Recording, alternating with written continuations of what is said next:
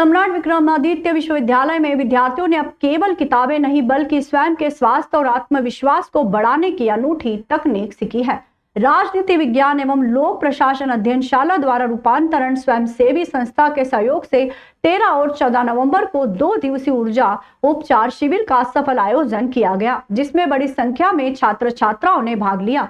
इस शिविर में अध्ययनशाला के ही प्रशिक्षित विद्यार्थियों ने रेकी उपचार पद्धति के द्वारा शिक्षकों और सहपाठियों को प्रायोगिक रूप से इस तकनीक से परिचित कराया। रेकी पद्धति के माध्यम से प्रतिभागियों ने स्वयं में प्रवाहित प्राण ऊर्जा को अनुभव करना और उसके प्रति जागरूक होकर अपने सर्वांगीण स्वास्थ्य और विकास को सुनिश्चित करना सीखा। सामुदायिक जुड़ाव गतिविधि के तहत विद्यार्थियों ने पद्धति रूपांतरण संस्था के राजीव पहावा, सखा पहावा, मेनका कुरिल और बरखा कुरिल के मार्गदर्शन में सीखी। विद्यार्थियों ने बताया कि इस अभ्यास से उनके आत्मविश्वास और स्वस्थ बने रहने के भाव में सकारात्मक परिवर्तन आया है। विभागाध्यक्ष डॉक्टर नरेंद्र सिंह और प्रोफेसर मेघा पांडे शर्मा के विशेष सहयोग से आयोजन सफल रहा।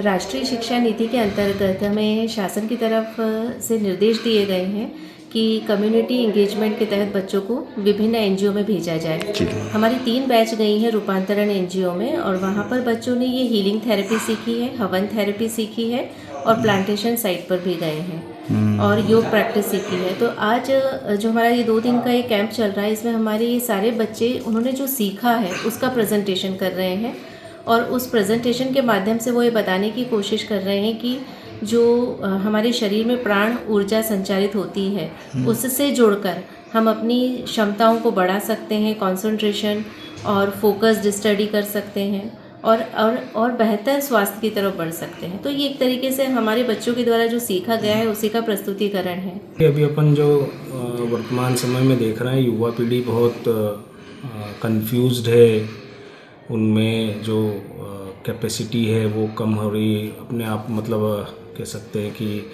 मोटिवेशन का अभाव है।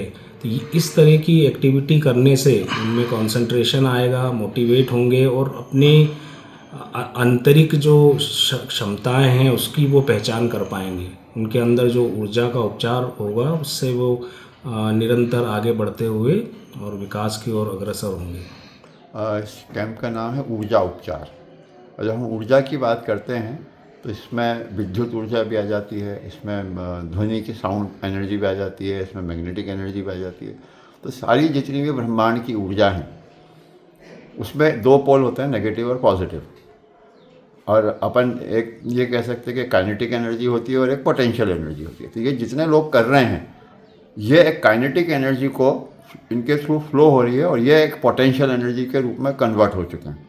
तो ये जब मैंने आपको फॉर्म्स ऑफ एनर्जी बताया तो जो बच्चे करते हैं ना, कोई बोलता है कि मेरे को हाथ में गर्म लग रहा है, कोई मेरे को बोलता है कि हमको ऐसा अट्रैक्शन जैसा फील हो रहा है, कोई बोलता है कि जो ऐसा लग रहा है कि जब उसका जो ऑर्गेन है जहाँ हमने हाथ रखा है वो कुछ कहना चाहता है।